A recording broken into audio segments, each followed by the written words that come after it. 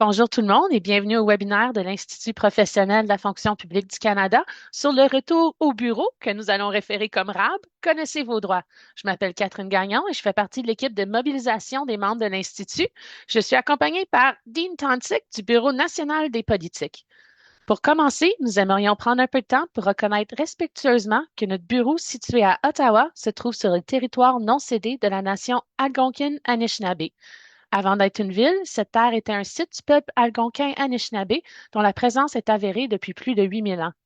En tant que non-autochtones vivant sur cette terre, nous avons la responsabilité d'apprendre l'histoire des Premières Nations, de respecter leur culture et de reconnaître leur douleur et notre responsabilité dans celle-ci. Nous avons le devoir d'apprendre, de mûrir et de faire mieux.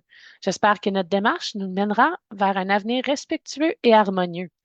Si vous avez commencé à apprendre le territoire sur lequel vous travaillez et vivez, nous vous invitons à en faire mention dans l'outil QNR. Au début de nos webinaires, nous avons l'habitude de vous présenter notre déclaration d'équité qui énonce clairement nos attentes à l'égard de votre participation. Comme il est indiqué, l'Institut professionnel de la fonction publique du Canada s'efforce de créer un climat respectueux, sécurisant et inclusif où nous nous sentons tous bienvenus et valorisés et où nous sommes encouragés à apporter notre contribution et à aider les autres à faire la même chose. Merci de participer à cette belle initiative d'inclusivité.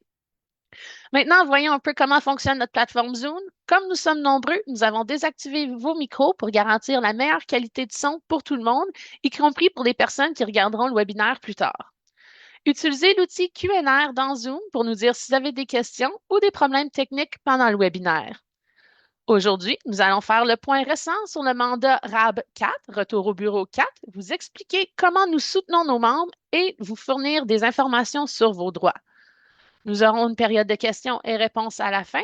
Vous pouvez poser vos questions dans l'outil QNR en bas de votre écran Zoom. La séance d'aujourd'hui va être aussi enregistrée et affichée sur notre site Web dans les prochaines semaines. Maintenant, commençons la séance d'aujourd'hui. Pour passer en revue l'ordre du jour d'aujourd'hui, tout d'abord, nous parlerons du calendrier du mandat de RAB 4 jours par semaine, de ce qui s'est passé jusqu'à présent et de ce que nous, désolé, et ce que nous attendons. Nous verrons ensuite comment nous soutenons les membres par des actions de justice, des consultations, des outils et des ressources et la défense permanente des intérêts.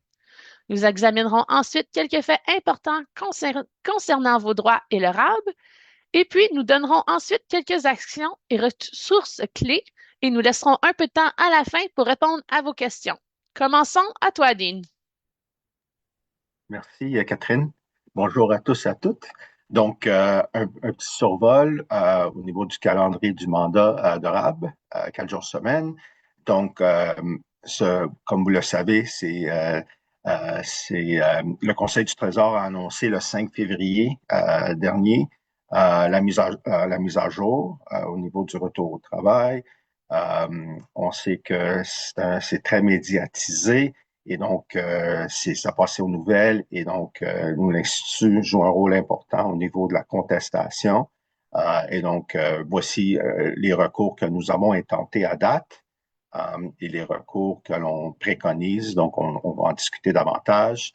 L'Institut a déposé une plainte de pratique déloyale au mois de février. Donc, ça, c'est dans le contexte de négociation. Le groupe TI a entamé, a déclenché le processus de négociation et donc ils ont donné avis pour la négociation et donc, selon nous, l'employeur a commis une pratique déloyale en changeant les conditions de travail, notamment l'annonce du retour au travail. Donc, selon nous, c'est une pratique déloyale parce que en règle générale, lorsque l'agent négociateur ou l'employeur donne avis pour poursuivre les négociations, les conditions de travail sont gelées. Dans ce cas, nous soumettons que l'employeur a enfreint à ce devoir.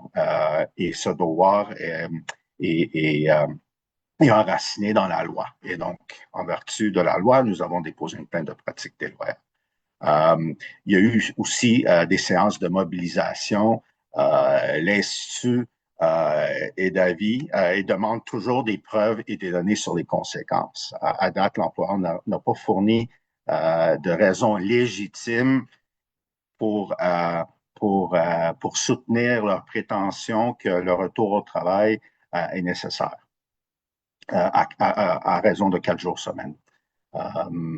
Les employeurs révisent les accords de télétravail, donc c'est encore en traitement. Le mandat du retour au travail est complètement mis en œuvre à compter du 6 juillet de 2026, donc prochainement. Prochaine diapo, s'il vous plaît. Encore une fois, la position de l'Institut et l'action en justice, donc la pratique déloyale déposée au mois de février. L'Institut a aussi également déposé un grief de principe le 19 février pour contester l'obligation de retourner au bureau 4 jours de semaine. Donc ça, c'est contre le Conseil du Trésor. Nous avons aussi déposé des griefs de principe contre par exemple, l'Agence du revenu du Canada comme employeur distinct, une agence du gouvernement, l'Agence d'inspection des aliments. Aussi, nous avons déposé une plainte contre eux parce qu'eux aussi ont mandaté le retour au travail. Et donc, notre position demeure que le retour au travail, 4 jours semaine, a été imposé au cours des négociations sans véritable consultation. Et donc, nous continuons à marteler l'employeur à cet égard. Les agents négociateurs ont été très peu informés avant le communiqué. Le grief fait également valoir qu'aucun élément de preuve n'a été fourni pour justifier le passage de 3 à 4 jours par semaine. Prochaine diapo, s'il vous plaît. Merci, Dean. Nous savons que le retour au bureau a été et est toujours difficile pour beaucoup d'entre vous et qu'il y a des répercussions sur de nombreux aspects de votre vie. La réalité de chacun est différente, mais nous avons tous un objectif commun, la présence justifiée. Un bon exemple est celui de nos membres qui ont été considérés comme des employés essentiels depuis le début de la pandémie. Ils ont toujours été en première ligne. Nos membres du groupe TI et VFS ont travaillé sans relâche pour que la fonction publique puisse mettre en œuvre efficacement les services dont les Canadiens ont besoin. Une grande partie de ce travail-là a été effectuée au bureau. Grâce à des sondages exhaustifs et à la collecte de données, nous pouvons également mettre en évidence de nombreux autres ministères et groupes de la fonction publique où le travail à distance a permis d'accroître le rendement. Tout cela pour dire qu'il n'existe pas d'approche unique, que la consultation est essentielle et que les mandats généraux ne font que saper les relations entre les employés et les employeurs. Nous savons que le gouvernement, en donnant cet ordre précipité, nous a plongés dans un cauchemar de logistique. Depuis, nous avons entendu des centaines d'histoires du bureau qui ressemblent à des chantiers de construction, des fonctionnaires qui doivent travailler dans des cafétérias et des équipes qui participent à des appels vidéo depuis différents étages d'un même bâtiment. Indépendamment, ce que vous ressentez par rapport à votre retour, l'employeur a l'obligation de s'assurer que vous avez le nécessaire pour faire votre travail en toute sécurité. Notre Bureau national des politiques a développé des outils et des ressources pour les membres. Notamment, nous avons une page web dédiée au retour sur le lieu de travail, comprenant une FAQ, des mises à jour et des guides. Nous partagerons les liens vers toutes ces ressources à la fin du webinaire et les enverrons par courriel aux participants par la suite. Notre équipe de délégués syndicaux et de groupes de consultation est également là pour vous aider si vous avez des questions ou besoin d'aide. Lors de nos réunions régulières avec le secrétariat du Conseil du Trésor, nous soulevons les questions relatives à la capacité des lieux de travail et à la sécurité et nous surveillons la manière dont cette directive est mise en œuvre entre les différents ministères. La prochaine diapo, s'il vous plaît. Parallèlement au travail de nos collègues du Bureau national des politiques et des services de rémunération, nous avons mobilisé les membres autour de la question durable. Les membres ont participé à un certain nombre d'actions et d'activités pour manifester leur opposition au mandat de 4 jours. Nous avons plus de 5000 membres ont envoyé une lettre à leurs députés. Nous avons organisé des piquets d'information sur les lieux de travail dans toute la région de la capitale nationale afin que les membres connaissent leurs droits. Nous continuons à organiser des rassemblements et des événements dans tout le pays. Alors, c'est important de surveiller votre boîte de réception pour recevoir vos invitations à y participer. Nous avons recueilli aussi des données importantes afin de mieux soutenir les membres et de tirer parti des principales conclusions pour mener des actions plus efficaces. Nous avons travaillé aussi avec les les syndicats affiliés pour renforcer nos capacités et faire preuve de solidarité sur cette question. La prochaine diapo. Alors, voici ce que dit le Conseil du Trésor. Le gouvernement a présenté des plans ambitieux pour répondre aux priorités des Canadiens et renforcer notre pays. Le travail en présentiel constitue un fondement essentiel pour bâtir des équipes solides, favoriser la collaboration et créer la culture dont nous avons besoin de cette période charnière et à l'avenir. Nous pensons que lorsqu'on demande aux employés de se rendre au bureau, il doit y avoir une raison claire et valable à cela, une présence justifiée. Un modèle hybride permet aux équipes de se réunir intentionnellement tout en permettant un travail ciblé et productif à distance. Le fait d'être au bureau doit apporter une valeur ajoutée et non créer des obstacles et des inefficacités inutiles. Nous avons mené un sondage exhaustif en mai 2023 et nos données sont les suivantes. La majorité des membres sont mécontents de la politique du retour au bureau car elle a sapé leur rendement, augmenté leur coût de vie, rendu l'équilibre entre vie professionnelle et vie privée plus difficile à atteindre et le fait perdre du temps dans les trajets quotidiens, tout en n'améliorant pas la collaboration. Le sondage dit que 75 sont préoccupés par la difficulté de concilier leur travail et leurs responsabilités personnelles. 93 sont préoccupés par le temps et les frais de transport. Et puis l'impact du retour au bureau sur la collaboration et les interactions sociales avec les collègues est majoritairement neutre, environ entre 58 et 40 neutre. Donc, un grand nombre de membres envisagent de quitter leur fonction au sein de la fonction publique fédérale en raison de la politique du retour au bureau. Le RAB a un impact plus important sur les membres en quête d'équité. Les membres en situation de handicap sont 2 fois plus susceptibles à déclarer que leur poste de travail ne répond pas à leurs besoins. Les personnes en situation de handicap et les personnes qui s'identifient comme étant noires sont plus de 2 fois plus susceptibles d'être concernées par la discrimination et le harcèlement. Les femmes sont plus préoccupées par l'équilibre entre la vie professionnelle et la vie privée et par leur responsabilité de proche aidante. Cette politique a créé un problème de recrutement et de maintien de poste car les membres des jeunes générations sont particulièrement opposés au RAB. Près de la moitié d'entre eux envisagent quitter leur travail dans la fonction publique à cause de cette politique. Le travail à distance est important pour presque tout le monde. Les membres s'attendent à obtenir un poste de travail correctement équipé, des modalités de travail plus souples, une priorité élevée en matière de santé et sécurité et des postes de travail plus ergonomiques à l'avenir. Un modèle de travail hybride et flexible ne vise pas à éviter le lieu de travail, mais à le moderniser. En nous concentrant sur la raison d'être, l'équité, la confiance et la durabilité, nous pouvons construire un modèle qui soutient à la fois les employés et les objectifs de l'organisation. Les données sont claires. Ce mandat du retour au bureau ne répond pas aux besoins de nos membres. Vos préoccupations sont justifiées. Bien que nous participons au processus de consultation avec le Conseil du Trésor dans l'espoir de garantir la protection des droits de nos membres, il est important de connaître ces droits et de savoir qui est contacté en cas de problème. Alors, Dean, je le passe à toi. Donc, on va passer un peu au niveau technique, connaissez vos droits. Donc, surtout le Code canadien du travail en matière de santé et sécurité.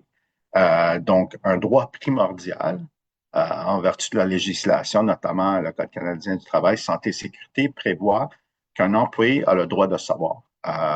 L'employeur doit divulguer les dangers, les informations relatives à la sécurité, les rapports d'inspection et les risques sur le lieu de travail qui affectent les environnements de retour au travail, retour au bureau, désolé. Également, un droit fondamental, le droit de participer. Les membres peuvent faire part de leurs préoccupations en matière de sécurité, participer au processus et demander des évaluations ergonomiques. Donc, la question se pose avant de passer au troisième droit, mais comment s'informer, comment participer. Vous avez le droit de poser la question à votre gestionnaire, représentant de l'employeur, pour ces informations. Le code le prévoit. Nous avons aussi, vous pouvez communiquer avec votre délégué ou votre représentant ou représentante en santé et sécurité au travail. Donc, ces gens-là sont mandatés et peuvent, en votre nom, faire la demande de l'accueil de ces informations et la divulgation de ces informations auprès de l'employeur. Un autre droit fondamental, c'est le droit de refuser. Il est possible de refuser d'effectuer un travail dangereux, tout en bénéficiant d'une protection contre les représailles et, si nécessaire, d'un renvoi vers une enquête. Donc, dès que vous avez des préoccupations, vous avez le droit de les soulever avec la gestion. Et le but, c'est d'arriver à une résolution. Et si ce n'est pas résolu, vous pouvez faire recourir au droit en vertu du code. Donc, obtenir ces informations, soit si l'employeur n'est pas en mesure de le fournir, vous passez par votre comité en santé et sécurité, par le biais de votre représentant ou représentante, et eux, ils peuvent formellement faire demande de ces informations en votre nom. Euh, il y a des aspects techniques, par exemple, au niveau du refus de travail, les membres doivent consigner les dangers par écrit, en conserver des copies, informer leur délégué syndical de l'Institut. Chaque fois qu'un problème de sécurité lié ou de santé est relié au retour au bureau est en cours ou fait l'objet d'un litige.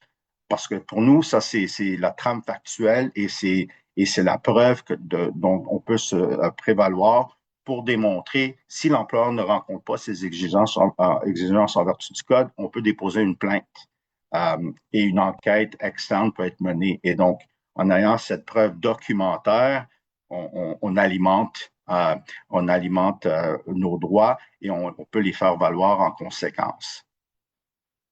Prochaine diapo, s'il vous plaît. Les risques ergonomiques et les dangers sur les lieux de travail. On comprend que le partage des bureaux et des postes de travail peut signifier l'absence d'un aménagement ergonomique attitré. Une hauteur de chaise inadaptée, un mauvais positionnement de l'écran, un espacement inapproprié du clavier, une mauvaise disposition du poste de travail peuvent entraîner des tensions physiques. Le bruit dans les bureaux ouverts, le manque d'intimité, les problèmes de qualité de l'air peuvent nuire à la concentration et à la sécurité. Les équipements adaptés ou spécialisés disponibles à domicile peuvent ne pas être disponibles au bureau. Les membres doivent demander une évaluation ergonomique par écrit avant d'occuper un nouveau poste de travail. Donc, si vous constatez qu'il y a des problèmes au niveau ergonomique, au niveau des dangers inhérents, par exemple, ou vous regardez, il y a des fils qui traînent, il y a de la construction, puis c'est pas bien, il y a le manque de ventilation, c'est toutes des considérations qui peuvent militer en faveur d'une plainte et l'obligation de l'employeur de passer au redressement et de vous soulager, de s'assurer que vos craintes sont résolues. Et donc, ça, c'est pas mal technique, mais on recommande aux gens de poser la question à votre gestionnaire et vous avez l'appui du syndicat, soit par l'entremise de votre délégué ou le personnel de l'Institut. Les risques persistants doivent être consignés et transmis au niveau supérieur par le biais des instances professionnelles et syndicales. Donc, même si c'est un processus un peu formel, la législation, donc le Code canadien partie 2 prévoit qu'on tente de résoudre les problèmes au plus bas niveau. Donc, nécessairement, on doit passer par le gestionnaire immédiat qui agit au nom de la gestion. Et donc, si c'est pas résolu à cette étape-là, on peut procéder plus loin. Et donc, on peut certainement vous appuyer. On a d'autres, on va regarder un peu plus les modalités de ce processus. Mais en gros, je voulais faire un survol là, au niveau de vos droits en vertu du Code canadien partie santé et sécurité.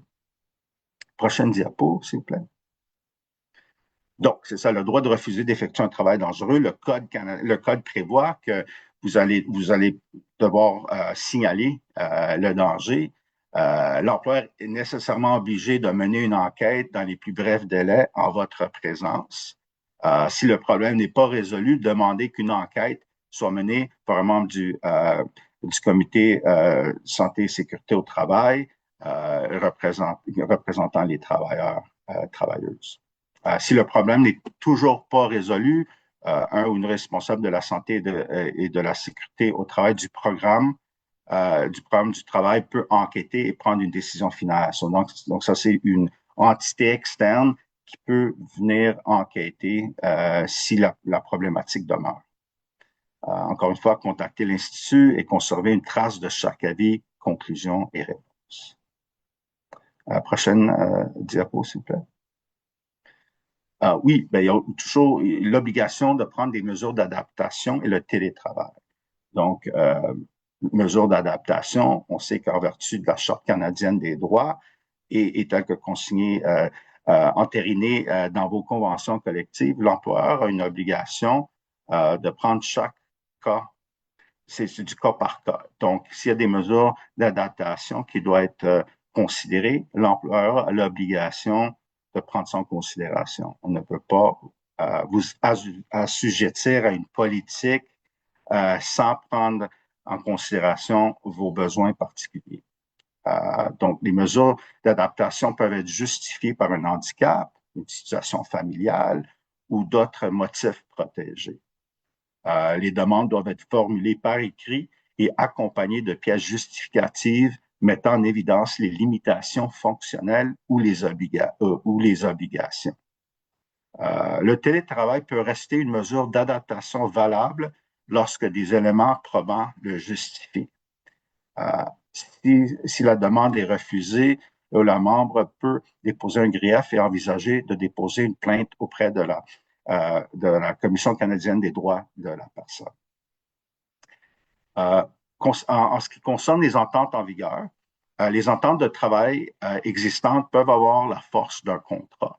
Donc, le mandat du retour au bureau, 4 jours par semaine, ne l'emporte pas automatiquement sur toutes les ententes individuelles. Donc, c'est toujours l'aspect cas par cas qui doit être pris en considération.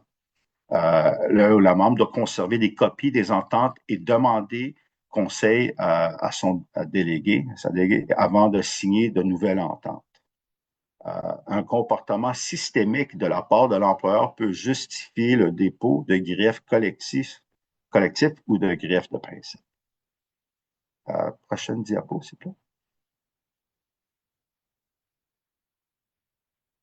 plaît. Greffe et recours, donc les greffes individuels, donc sur votre situation personnelle. Donc, si vous avez besoin d'une mesure d'adaptation parce que vous avez des petits-enfants, il y a des problèmes avec la garderie, là, au niveau de faire la coordination, ou si vous prenez soin d'un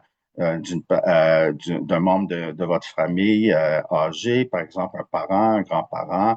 Donc ça, c'est des cas individuels qui doivent être pris en considération. Et donc, on vous recommande, si la situation se révèle que l'employeur ne veut pas vous accommoder, nous vous demandons de communiquer avec votre agent ou agente syndicale et au besoin, le soutien de l'Institut, le personnel de l'Institut pour vous appuyer davantage. Politique, l'Institut a déjà déposé un greffe de principe et une plainte de pratique déloyale, telle que mentionné plus tôt. On parle aussi des droits au niveau de la Charte canadienne des droits, refus d'effectuer un travail dangereux en fonction du Code canadien, les procédures relatives aux droits de la personne et le droit de refuser d'effectuer un travail dangereux restent disponibles pour autant que l'on dispose des faits et des preuves nécessaires. Et donc, je veux aussi souligner que lorsque vous soulevez des préoccupations, là, c'est un droit que vous avez, ou c'est pas nécessaire qu'il y ait un refus imminent. Donc, s'il y a un danger, vous percevez qu'il y a un danger ou un risque à votre santé, au bien-être de vos collègues, vous avez le droit de le soulever. Et comme je l'ai mentionné plus tôt, aucune mesure de représailles peut être imposée. Et contrairement au processus normal de grief, la loi sur les relations d'emploi dans la fonction publique exige que, advenant ou vous offre le droit de déposer une plainte de représailles directement à la commission advenant une mesure de représailles. Donc, c'est pas un grief individuel, c'est une plainte devant la Commission des relations de travail et de l'emploi dans la fonction publique. Et donc, oui, on vous épaule à travers le processus. On veut éviter toute forme de représailles, c'est possible, mais nous allons vous soutenir advenant que vous sentez qu'il y a une mesure, puis on sait que c'est pas nécessairement quelque chose de vraiment, ça peut être au niveau de vos assignations, les heures de travail, ne pas vous donner, ne pas vous permettre de travailler, faire du surtemps, possibilité de progression de carrière. Ça, c'est vous éviter, ne pas vous permettre de procéder. C'est une forme de mesure de représailles. Et donc, on va vous appuyer tout au long du processus advenant que ça se produise. Premier pas rapide, demandez les raisons par écrit, conservez tous les avis et toutes les ententes, documentez les répercussions, contactez rapidement votre délégué syndical et ne signez aucun document disciplinaire ou de reconnaissance sans avoir obtenu de conseil. Prochaine diapo. Ressources locales et prochaines étapes. Consultez, encore une fois, toujours c'est important de consulter votre délégué ou notre site web pour de plus amples informations. Encore, conserver des copies des ententes et des avis. Cette preuve documentaire va vous appuyer, va vous aider dans vos démarches et consigner par écrit toute préoccupation relative à la santé, à la sécurité et aux mesures d'adaptation.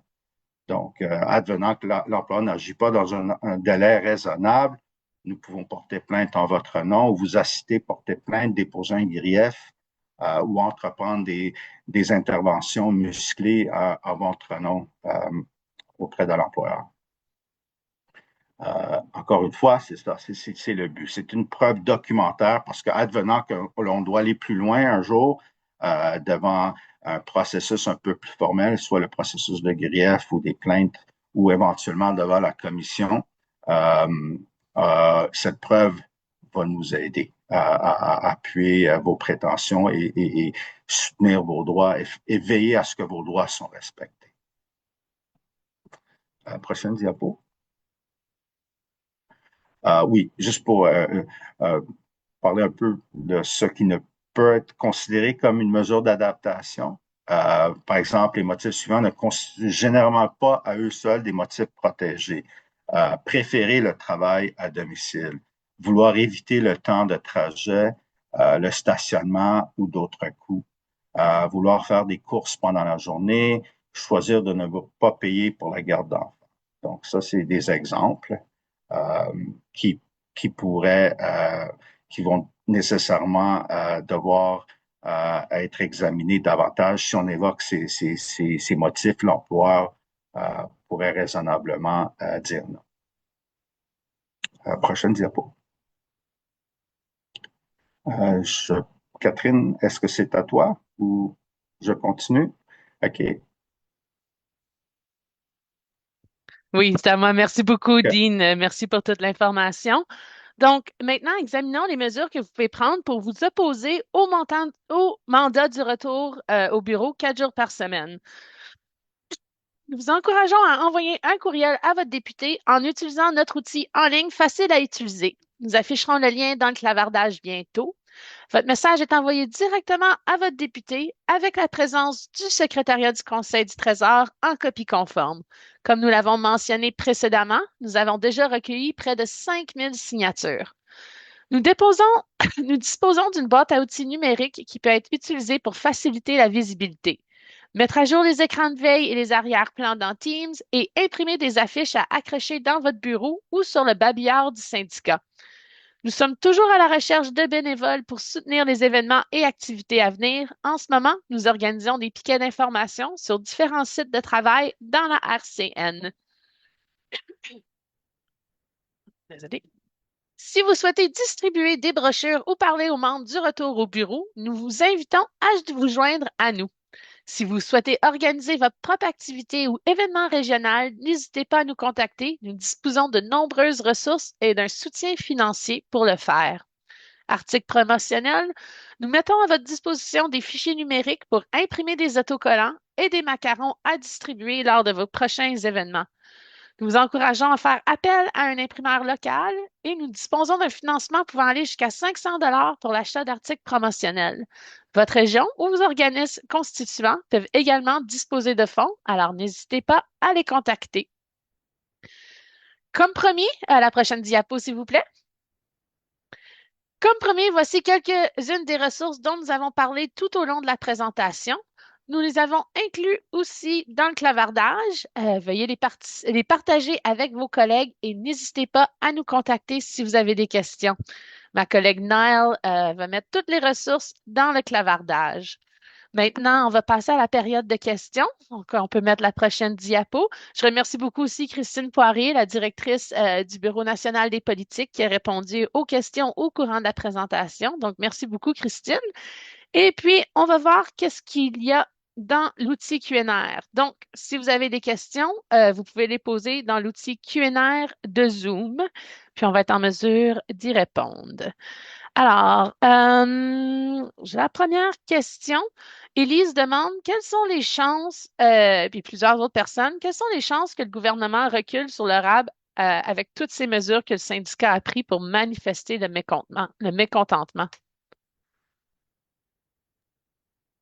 Nous, les chances, je veux dire, on attend, il y a les recours en place. Idéalement, si on peut retarder le retour au travail, alors que ces recours euh, évoluent. Donc, les chances sont, on peut pas nécessairement spéculer sur les chances, mais on peut confirmer que nous, au minimum, nous poussons pour que l'employeur euh, retarde son retour au travail et entre-temps, nous avons les grèves de principe en attente. On avait des questions au niveau du qu'est-ce que s'est-il passé pour le grève de principe pour le 3 jours. Nous, on a appris que la commission parce que c'est tellement il y a beaucoup de dossiers devant la commission, mais ce que nous avons appris, c'est qu'ils veulent prioriser ces dossiers. Donc, on espère avoir une date dans un avenir rapproché pour débattre euh, euh, le bien fondé du retour au travail de 3 jours, tout comme le retour au travail de 4 jours. Donc, on s'attend à ce que la commission se prononce là-dessus. Mais pour répondre à la question directement, quelles sont les chances je ne pourrais pas spéculer à ce niveau. Merci beaucoup, Dean. C'est une question. Des fois, on aimerait ça avoir une boule de cristal. C'est une question qui revient souvent. C'est pour ça que c'est important là, de participer aux initiatives de mobilisation aussi. Il y a quelqu'un qui demande, existe-t-il des normes pour la température acceptable et l'humidité acceptable dans un bureau? Oui, oui. Le Code canadien prévoit, quand partie 2 prévoit les températures minimales et maximales, et aussi la directive du Conseil national mixte. C'est une directive sur la santé et sécurité au travail. Et donc, cette directive précise spécifiquement le seuil au niveau des températures acceptables. Et donc, si au niveau il fait trop chaud ou il fait pas assez chaud, euh, notifiez votre représentant ou représentante en santé et sécurité au travail.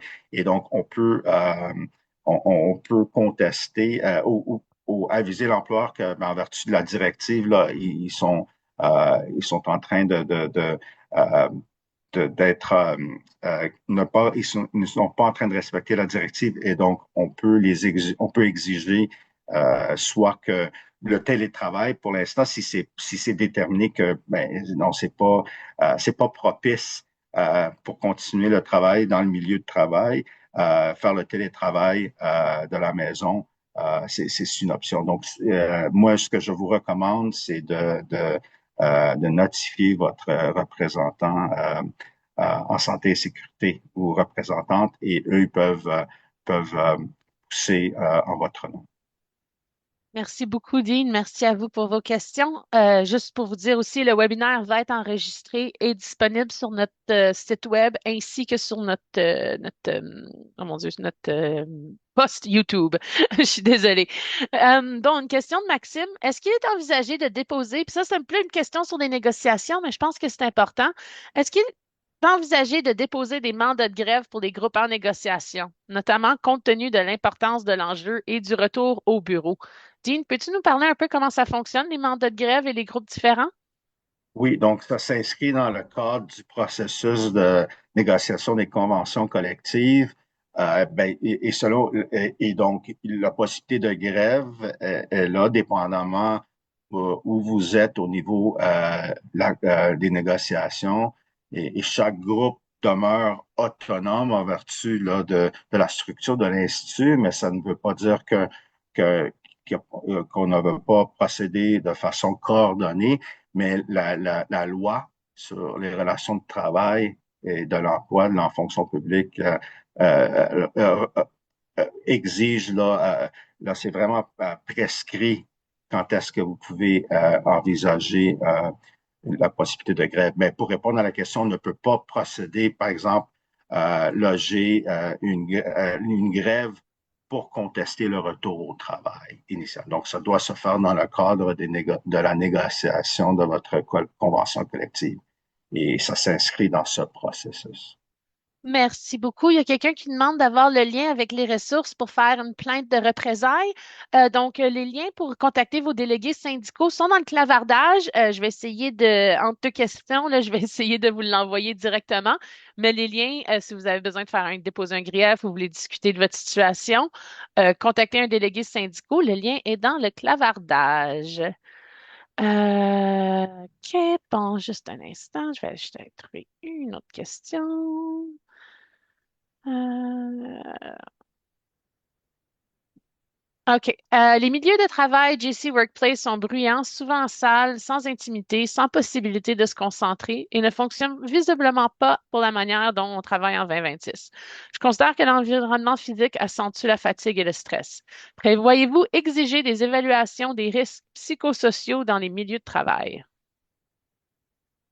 Euh, oui, absolument. Ça fait partie du mandat. L'employeur est tenu à non seulement évaluer les dangers physiques, il est tenu d'évaluer au niveau psychologique les hasards psychosociaux.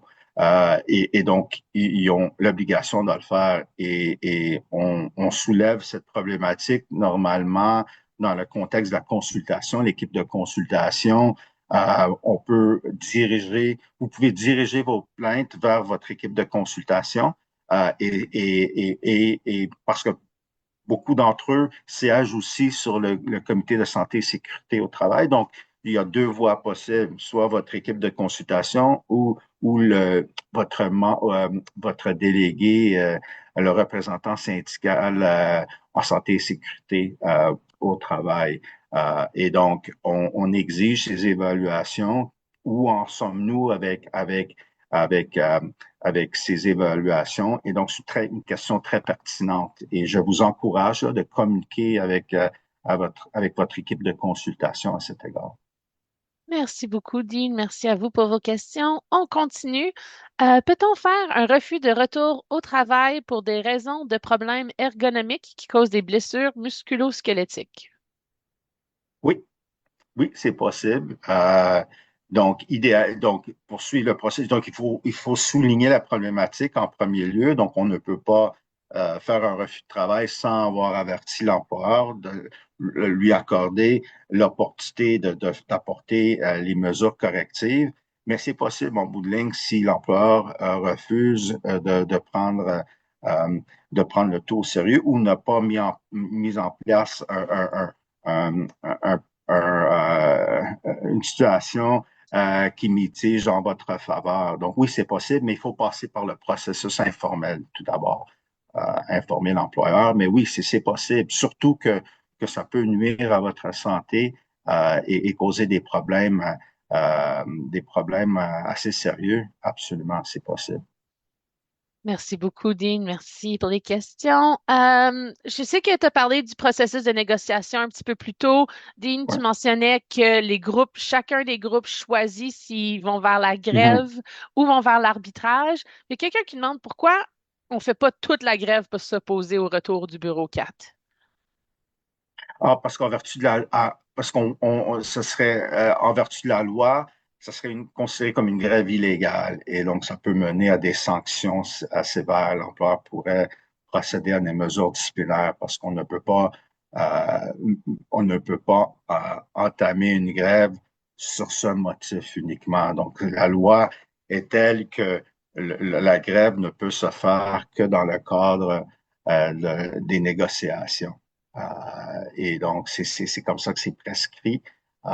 Et c'est possible si, advenant que c'est la volonté des membres, aller en grève, c'est possible. C'est une décision qui va être prise par les groupes, par le leadership.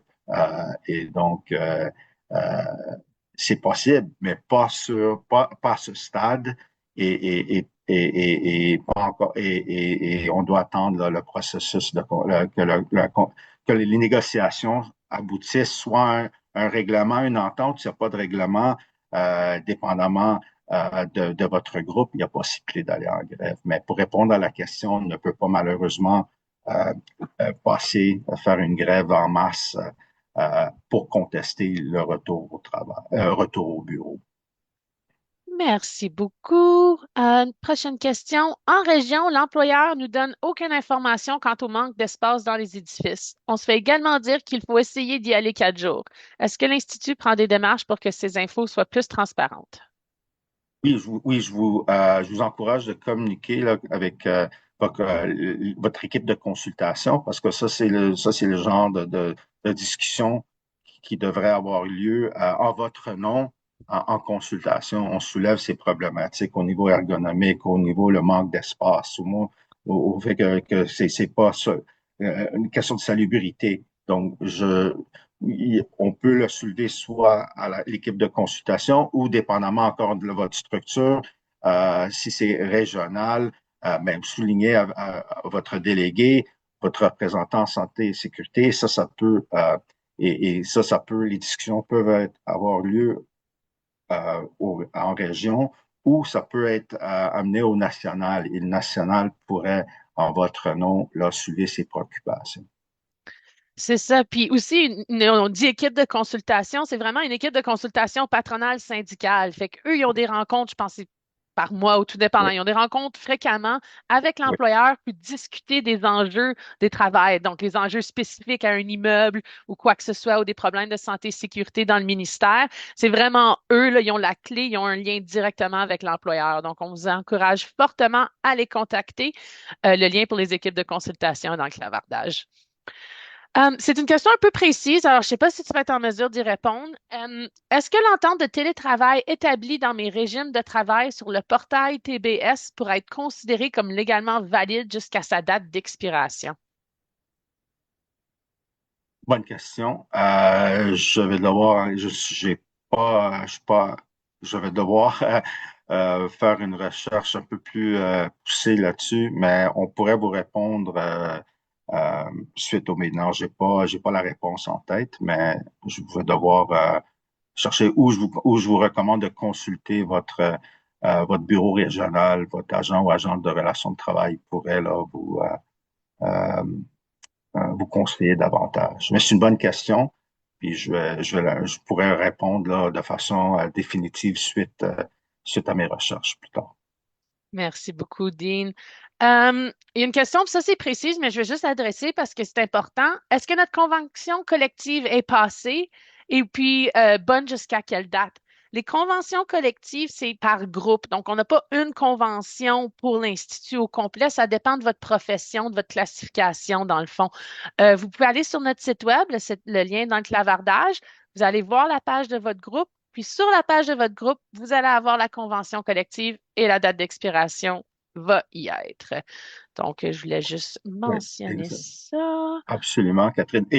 Si tu me permets, vous pouvez Oui. aussi voir le stade, comme par exemple le groupe T est donné avis pour les négociations. Donc, ce qui si vous intéresse, voir où vous en êtes au niveau de votre groupe et l'avancement, l'évolution de de votre convention collective, vous pouvez consulter notre site web.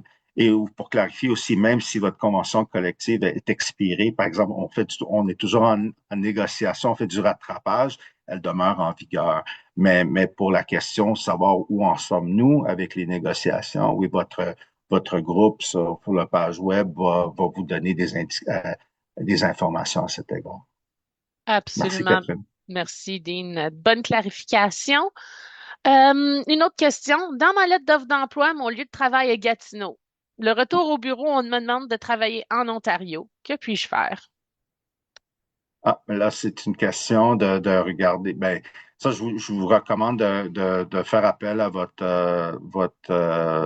représentant ou représentante régionale, voir qu'en est-il, parce que c'est un changement de conditions de travail et donc, vous êtes engagé à travailler de Gatineau. Là, on vous demande de transférer à Ontario, dépendamment là, du raisonnement aussi. Il y a matière possiblement à contestation. Donc, sans rentrer dans les détails nécessairement, je vous conseille là, de communiquer avec votre représentant ou représentante en région et ils vont pouvoir vous conseiller davantage quant au recours possible. Merci beaucoup. Ah, puis il y a quelqu'un qui mentionne le groupe TI est en négociation cette semaine. Donc, eux, ils envoient un bulletin de nouvelles, lire le IT Bytes. Donc, si vous faites partie du groupe TI, il y a une mise à jour il y a pas de mise à jour, ils sont en négociation en ce moment. Et puis, vous allez avoir un bulletin de nouvelles. Bon, prochaine question. Un nouvel indicateur de performance lié à la présence au bureau sera ajouté à nos objectifs de travail. Nous n'en connaissons pas encore les détails, mais je me demande quels éléments pourraient être considérés comme valides et lesquels pourraient être contestés. Ben, en principe, là, l'Institut, comme on a eu écho de ça, ben, advenant que c'est officialisé et qu'ils vont procéder avec sa mise en œuvre, le syndicat d'emblée, on pense que c'est pas raisonnable, c'est pas justifiable non plus de l'inclure dans votre rendement de travail, dans votre plan de rendement de travail et des évaluations qui vont en suivre. Donc, d'emblée, nous sommes en désaccord et donc on va évaluer cela davantage et possiblement comme un des recours, ce sera un grève de principe et des recours individuels si on ne prend pas en considération votre situation particulière. Merci Euh, beaucoup. Joliane nous demande, serait-ce possible d'organiser, au lieu d'une grève, que tous les membres restent chez eux le 6 juillet et travaillent de chez eux pour contester le retour au bureau? Désolé, j'ai manqué la question. Non, c'est correct. Serait-il possible d'organiser, au lieu d'une grève, que tous les membres restent chez eux le 6 juillet, travaillent chez eux pour contester le retour au bureau? Ça, légalement, ça pourrait constituer une grève illégale aussi. Donc, je ne recommande, il faut faire attention à cela parce que ça peut être considéré comme l'insubordination. Ou si c'est fait en masse, oui, ça peut être considéré, l'employeur pourrait se tourner contre le syndicat, déposer une plainte contre le syndicat et entreprendre des mesures disciplinaires contre nos membres. Donc, à ce stade, c'est à déconseiller en vertu euh, du régime législatif. Et juste un instant.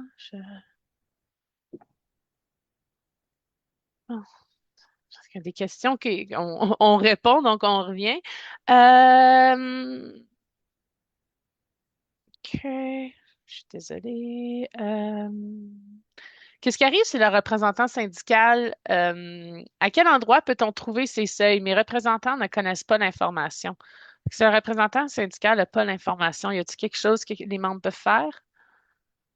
Puis communiquer avec le bureau, généralement, soit que vous communiquez avec le bureau régional, dépendamment de votre requête. Si c'est d'ordre général, il y a notre site web.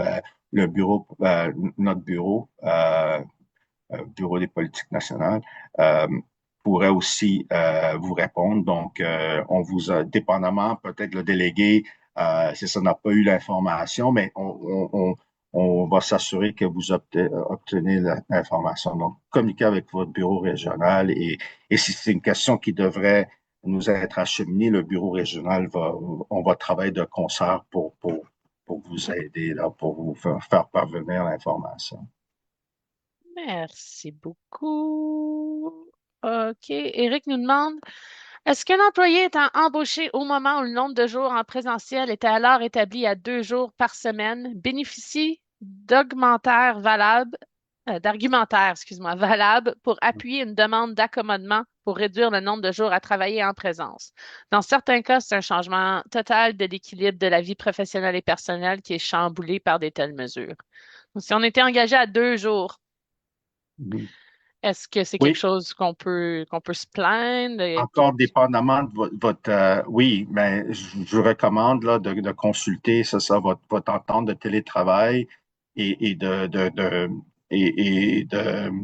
faire appel à votre représentant en région ou représentante pour vous conseiller davantage, dépendamment des modalités de votre entente, voir s'il y a possibilité de contestation. Donc, je ne peux pas répondre de façon générale, mais c'est toujours possible.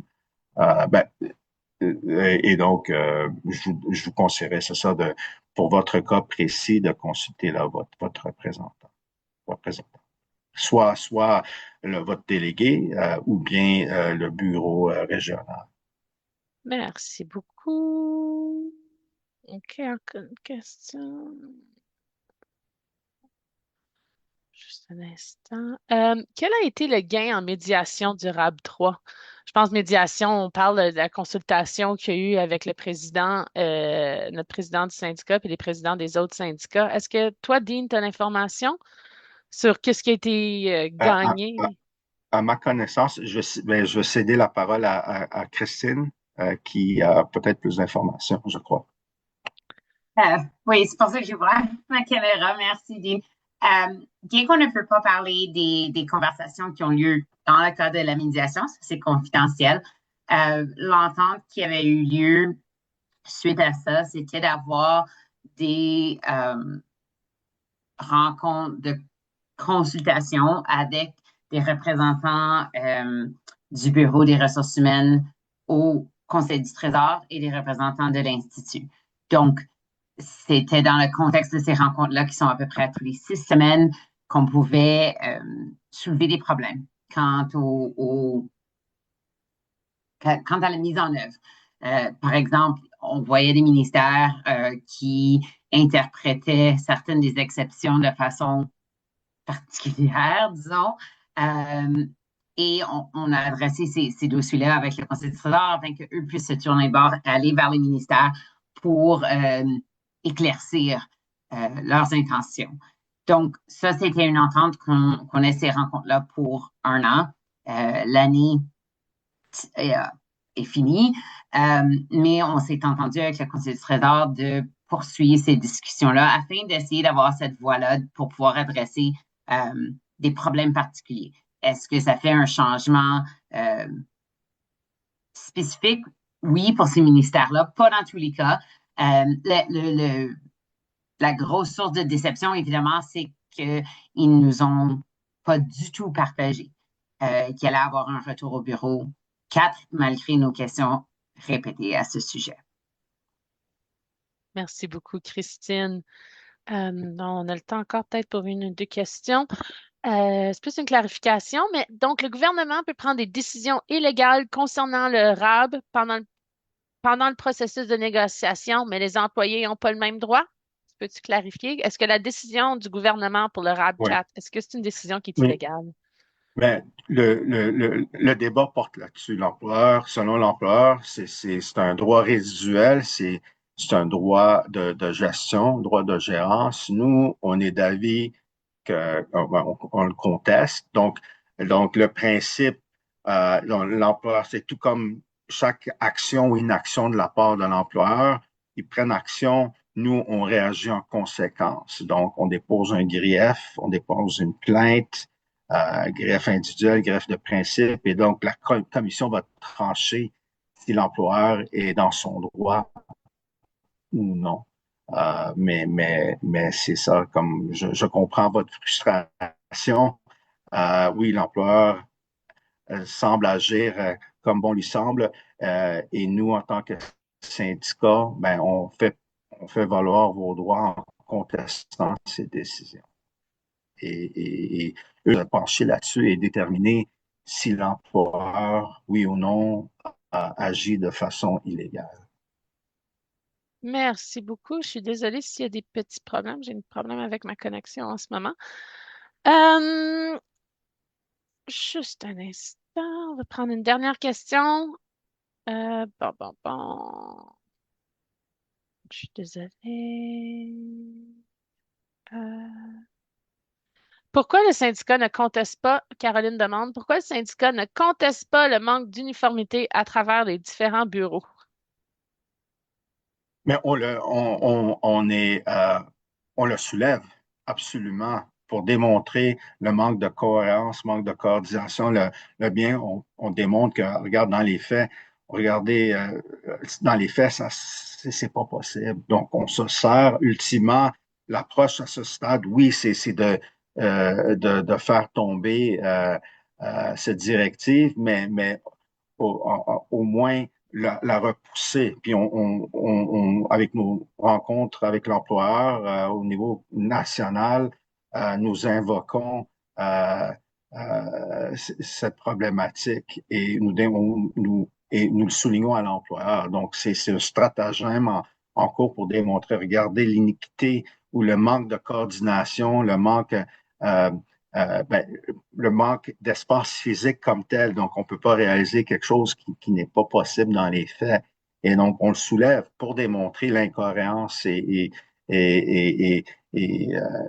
dirais-je, l'absurdité de la décision de l'employeur à cet égard. Donc, on le soulève. Donc, les actions de mobilisation telles que Catherine a démontré, donc on le met de l'avant. C'est très médiatisé aussi. Le président de l'Institut et d'autres membres du leadership ont passé aux nouvelles et dénoncent cette pratique de l'employeur. Et donc, c'est ce qu'on fait en ce moment. Et donc, c'est sûr, ça va être comblé avec nos recours, les recours légaux en cours, légal. Et donc, de concert avec ces mesures, avec ces dénonciations, le but escompté à ce stade, c'est au moins euh, pour l'intérim, c'est de repousser la date de retour au travail. On sait que certains employeurs, certains ministères ont dit qu'ils ne pourront pas respecter les dates imposées et donc on se sert de ça comme levier pour démontrer à l'employeur, le Conseil du Trésor, que leur directive là, n'a ni queue ni tête. Merci beaucoup, Dean. Merci à tout le monde pour votre participation. Comme on le disait, vos délégués syndicaux, votre équipe de consultation, nous, on continue à faire le travail sur le terrain en arrière-plan aussi. Donc, merci à Dean pour son expertise. Merci à Christine. Merci à ma collègue Nile aussi pour toutes les ressources dans le clavardage. Le webinaire, comme je disais, est enregistré. Il va être sur notre site web bientôt. Et puis, j'aimerais vous souhaiter à tous et toutes une belle journée. Merci.